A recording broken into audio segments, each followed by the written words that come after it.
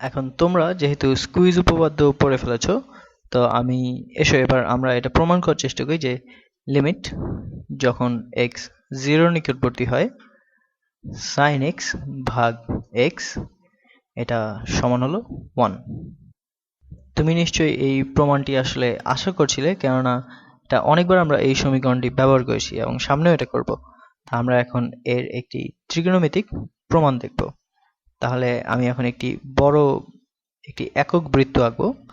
পুরোটা না আঁকলেও আমি অন্তত প্রথম এবং চতুর্থ চতুর্ভাগটা আঁকবো।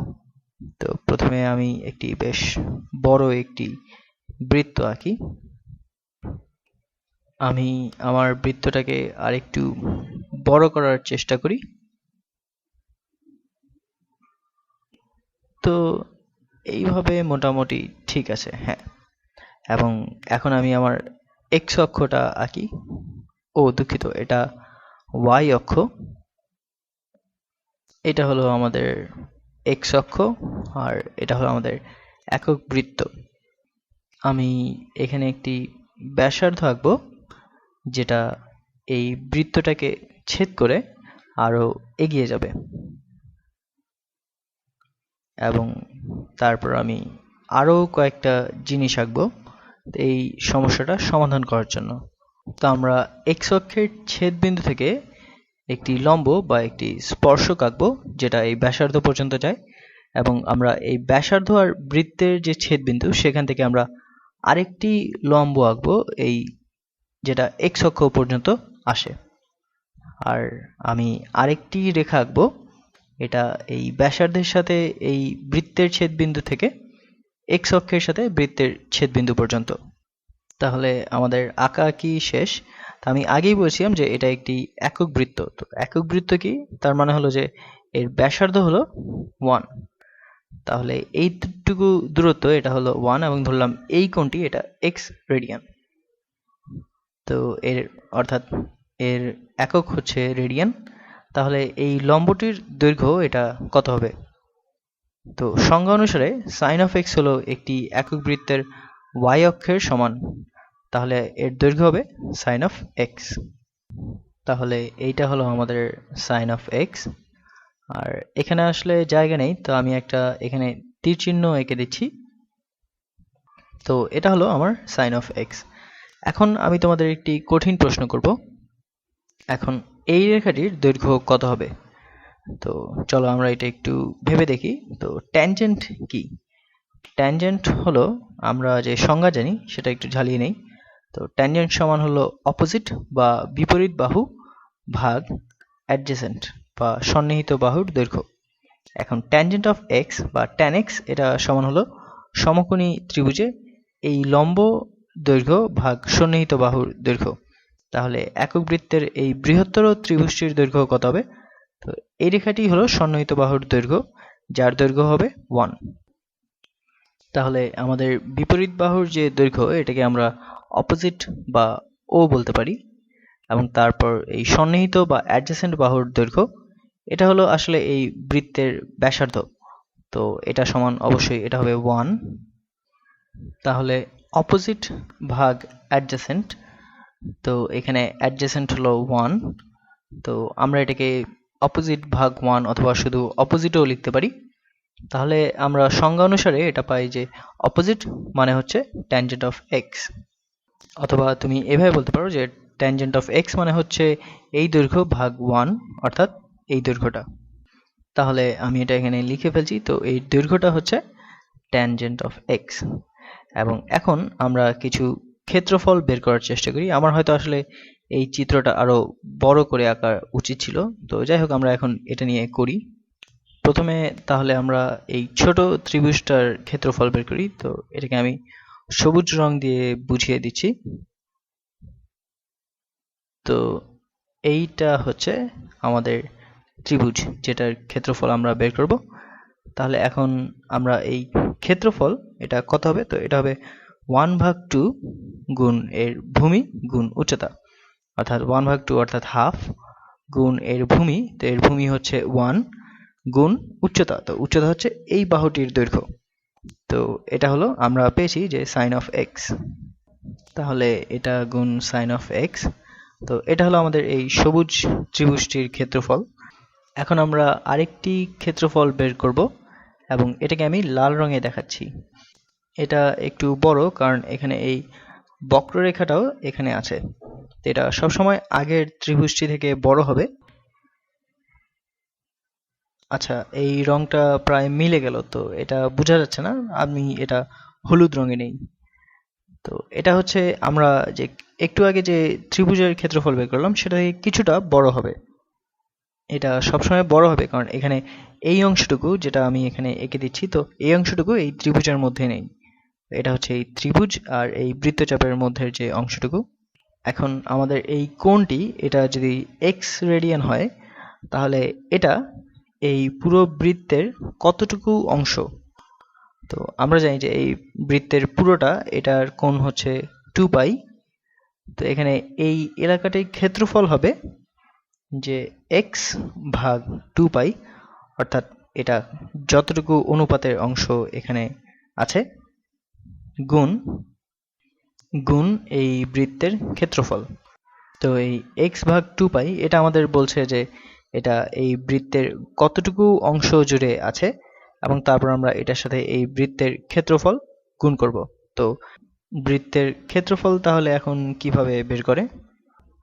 বৃত্তের ক্ষেত্রফল এটা হলো পাই আর স্কোয়ার, এখানে আর হলো ব্যাসার্ধ। তো এই ক্ষেত্রে আমাদের ব্যাসার্ধ হচ্ছে 1, তাহলে পাই গুণ 1 স্কোয়ার। তো 1 স্কোয়ার সমান হচ্ছে 1 গুণ পাই, তাহলে আমাদের থাকে শুধু পাই।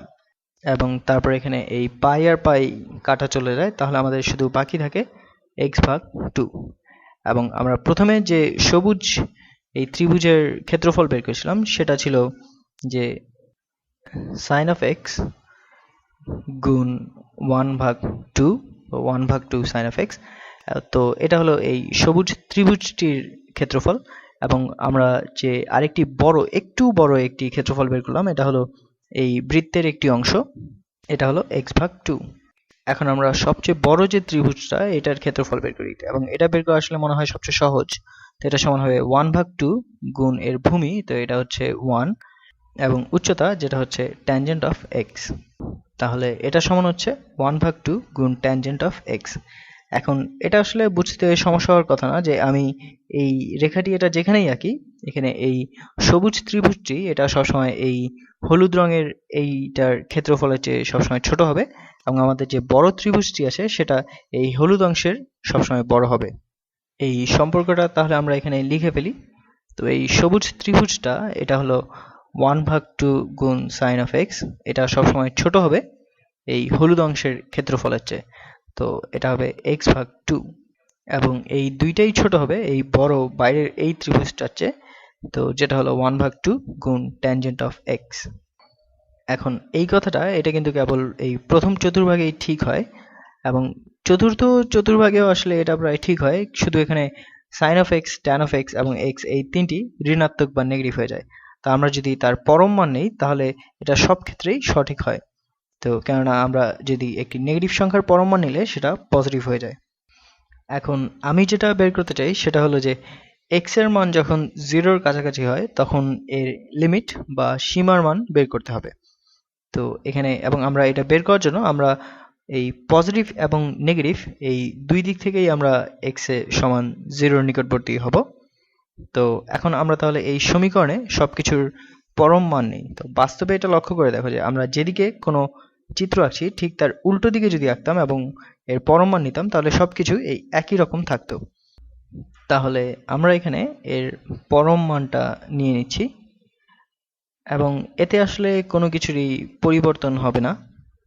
এবার দেখা যাক যে আমরা এটা নিয়ে কি করতে পারি।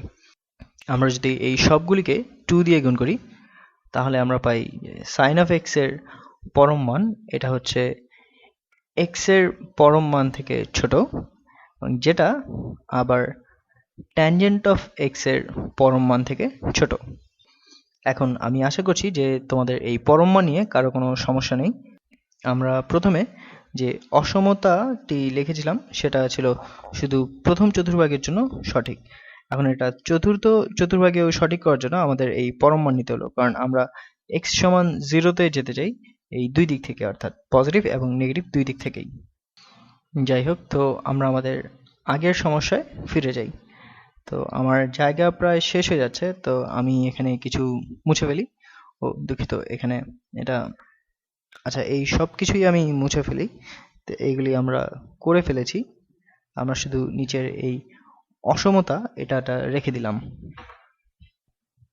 তো এখানে আমি প্রায় সবই মুছে ফেললাম। এখন আমরা আমাদের যে অসমতাটাই আছে সেটার এই সব দিকেই আমাদের এখানে তিনটা দিক আছে, যে বাম দিকে, মাঝে এবং ডান দিকে। তো আমরা এই সবগুলির সাথে সাইন অফ এক্স এর পরম মান দিয়ে ভাগ করি, এবং এতে আসলে কোনো সমস্যা হবে না, কারণ সাইন অফ এক্স এর পরম মান হচ্ছে একটি পজিটিভ সংখ্যা। তো এটা দিয়ে ভাগ করলে আমরা এটা, এই চিহ্নগুলি এটা ঠিকই থাকবে। তাহলে সাইন অফ এক্স এর পরম মান ভাগ সাইন অফ এক্স এর পরম মান, তো এটা সমান হবে 1, এবং এইটা থেকে বড় হবে এক্স এর পরম মান ভাগ সাইন অফ এক্স এর পরম মান, এবং এইটা থেকে বড় হবে, আচ্ছা, তো ট্যানজেন্ট অফ এক্স এর পরম মান কি হবে? আচ্ছা, আমি এখানে লিখছি, তো সাইন অফ এক্স ভাগ সাইন অফ এক্স এর পরম মান, এবং এইটা ভাগ সাইন অফ এক্স এর পরম মান, এবং এটা ভাগ সাইন অফ এক্স এর পরম মান। তো এই ট্যানজেন্ট অফ এক্স এর পরম মান ভাগ সাইন অফ এক্স এর পরম মান, তো এটা কি হবে? এখানে আমরা জানি যে ট্যানজেন্ট অফ এক্স মানে হলো সাইন অফ এক্স ভাগ কোসাইন অফ এক্স। এটা সমান আমি পাশেই লিখছি, তো ট্যানজেন্ট মানে হচ্ছে সাইন ভাগ কোসাইন, এবং এই পুরোটা ভাগ সাইন, এবং তুমি এখানে এখানে পরম মান, এইটার পরম মান, এবং এটা ভাগ এইটারও পরম মান। তাহলে আমাদের বাকি থাকলো কি? তো এখানে 1 ভাগ, এখানে এই সাইন অফ এক্স এর পরম মান আর এই সাইন অফ এক্স এর পরম মান, এই দুটো বাদ চলে যায়। তো আমাদের বাকি থাকে শুধু 1 ভাগ কোসাইন অফ এক্স এর পরম মান। এখন এইটা প্রায় এইটারই মতো, শুধু এখানে এটা ঠিক উল্টো মনে হচ্ছে। তো আমরা এটাকে উল্টে ফেলি। তো প্রথমে 1 কে যদি আমরা উল্টে ফেলি, তো 1 ভাগ 1 এটা কি হয়? এটা 1ই থাকে। এবং তুমি যখন একটি অসম সমীকরণের এটা দুই দিক উল্টে ফেলো, তখন এই অসম চিহ্নটা সেটাও উল্টে যায়, তাই না? এবং এটা যদি তোমার বুঝতে কষ্ট হয়, তাহলে তুমি এখানে দেখো যে 1 ভাগ 2 হচ্ছে 2 এর চেয়ে বড়, এবং তারপর আমরা যদি দুইটাকেই এটা উল্টে ফেলি, তাহলে আমরা পাই যে 2 হচ্ছে 1 ভাগ 2 এর চেয়ে বড়। তো আশা করছি তোমরা বুঝতে পারছো। তো এখন আমরা যদি এখানে এটা উল্টে ফেলি, তাহলে আমাদের এই অসম চিহ্নটা এটা উল্টে যাবে। তো 1 হচ্ছে এইটা থেকে বড়, এই সাইন অফ এক্স এর পরম মান ভাগ এক্স এর পরম মান, এবং এটা হচ্ছে এইটার চেয়ে বড়, এই কোসাইন অফ এক্স এর পরম মান। এখন আমি তোমাদের একটি প্রশ্ন করি, এই সাইন অফ এক্স এর পরম মান, আচ্ছা, বা শুধু সাইন অফ এক্স ভাগ এক্স, তো এটা শুধু এই প্রথম চতুর্ভাগের জন্য, এবং তুমি, আচ্ছা, এটা আসলে এই চতুর্থ চতুর্ভাগের জন্য বলতে পারো। তো এই সাইন অফ এক্স ভাগ এক্স, তো এইখানে এটা কি কখনো ঋণাত্মক বা নেগেটিভ হবে? প্রথম চতুর্ভাগে এই সাইন অফ এক্স হচ্ছে পজিটিভ এবং এক্সও পজিটিভ, তো এই দুটাকে আমরা যদি ভাগ করি তাহলে এটা পজিটিভই থাকবে। এবং চতুর্থ চতুর্ভাগে এখানে আমাদের y হচ্ছে নেগেটিভ, অর্থাৎ সাইন অফ এক্স হচ্ছে নেগেটিভ এবং আমাদের এক্সটাও নেগেটিভ।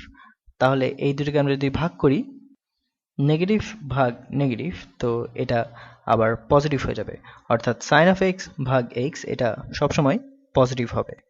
তাহলে আমাদের আসলে এই পরম মানটা এটা দরকার নেই। তো 1 হলো সাইন অফ এক্স ভাগ এক্স এর চেয়ে বড়, এবং একইভাবে কোসাইন অফ এক্স এর জন্য কি হবে? তো এখানে আমরা যে অংশটা নিয়ে কাজ করছি সেটা হলো যে এক্স হচ্ছে নেগেটিভ পাই ভাগ 2 এর চেয়ে বড় এবং পাই ভাগ 2 এর চেয়ে ছোট। তো এটা হচ্ছে আমাদের এই প্রথম এবং চতুর্থ চতুর্ভাগ। তো এখানে আমাদের কোসাইন অফ এক্স হচ্ছে আমাদের এক্স অক্ষের মান, তো এটা সংজ্ঞা অনুযায়ী এটা সবসময় ধনাত্মক হবে। তো এখানেও আমরা এই পরম মানটা বাদ দিয়ে আমরা শুধু লিখতে পারি যে কোসাইন অফ এক্স। এখন আমরা আমাদের স্কুইজ উপপাদ্য ব্যবহার করার জন্য প্রস্তুত হয়ে গেছি। প্রথমে এইগুলি কিছুটা পরিষ্কার করে নেই। এখন আমি তোমাদের একটা প্রশ্ন করি যে লিমিট যখন এক্স 0 নিকটবর্তী হয় এই 1 এর জন্য, তো এটা কি হবে? তো এখানে এক্স এর মান 0 হোক বা অসীম হোক বা পাই হোক বা যে কোনো কিছুই হোক, তো এখানে এই 1 এর মান এটা সবসময় 1ই থাকবে, এটা কখনো পরিবর্তন হবে না। তো এটা সমান হচ্ছে 1। তাহলে x যখন 0 এর নিকটবর্তী হয় তখন আমাদের এই 1 এর মান হচ্ছে 1, এবং লিমিট যখন x 0 এর নিকটবর্তী হয় এই কোসাইন অফ x এর জন্য তখন কি হবে? তো এটাও আসলে সহজ, কারণ কোসাইন অফ 0 আমরা জানি যে এটা সমান হচ্ছে 1, এবং এটা একটি অবিচ্ছিন্ন ফাংশন, তো এটা সমান আমরা লিখতে পারি যে 1।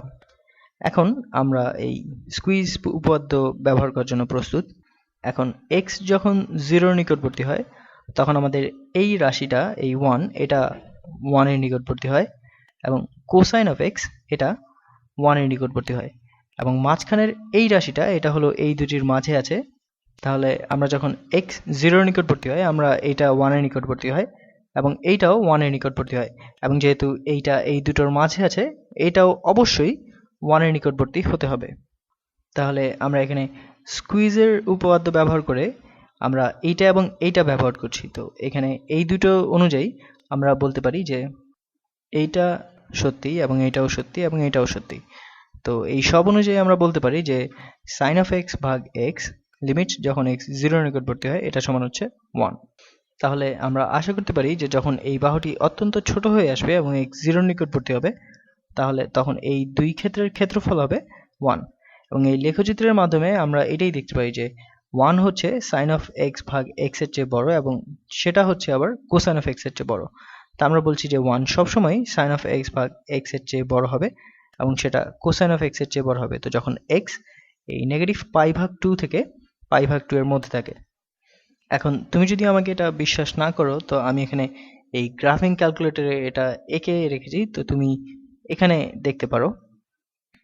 এখানে আমাদের যে নীল রঙের একটি সরল রেখা আছে, তো এটা হচ্ছে y সমান 1 কে নির্দেশ করে, আর আমাদের যে হালকা নীল রঙের একটি রেখা আছে তো এটা হলো কোসাইন অফ x কে নির্দেশ করে। এখন এই লাল রেখাটি এটা হলো সাইন অফ x ভাগ x কে নির্দেশ করে। তাহলে আমাদের পাই ভাগ 2 এবং নেগেটিভ পাই ভাগ 2 এর মধ্যে এই লাল লাইনটি এই সবসময় এই দুটোর মাঝেই থাকে। তাহলে আমাদের প্রথম এবং চতুর্থ চতুর্ভাগে এখানে আমাদের এই লাল রঙটি, এই লাল রঙের রেখাটি এটা সবসময় এই দুটি নীল, একটা হালকা নীল আর একটা গাঢ় নীল, এই দুটির মাঝে থাকে। তাহলে স্কুইজের উপপাদ্য অনুযায়ী আমরা বলতে পারি যে এই নিচের যে নীল রঙের রেখাটি এটা হচ্ছে কোসাইন অফ x, তো এটা যখন x 0 এর নিকটবর্তী হয় তো এটা 1 এর নিকটবর্তী হয়, এবং y সমান 1 এটা হচ্ছে এই গাঢ় নীল, তো এটা সবসময় 1 থাকে। তাহলে আমাদের এই লাল রঙের রেখাটি এটা হচ্ছে সাইন অফ x ভাগ x, তো এটাও এই স্কুইজের উপপাদ্য অনুযায়ী এই দুটোর মাঝখানে থাকে, তো এটাও নিশ্চয়ই 1 এর নিকটবর্তী হয়। তাহলে এই তো আমরা স্কুইজের উপপাদ্য ব্যবহার করে প্রমাণ করলাম যে সাইন অফ x ভাগ x যখন লিমিট x 0 এর নিকটবর্তী হয় এখানে এটার মান হচ্ছে 1, এবং আমি আশা করি আমি তোমাদের বিভ্রান্ত করিনি।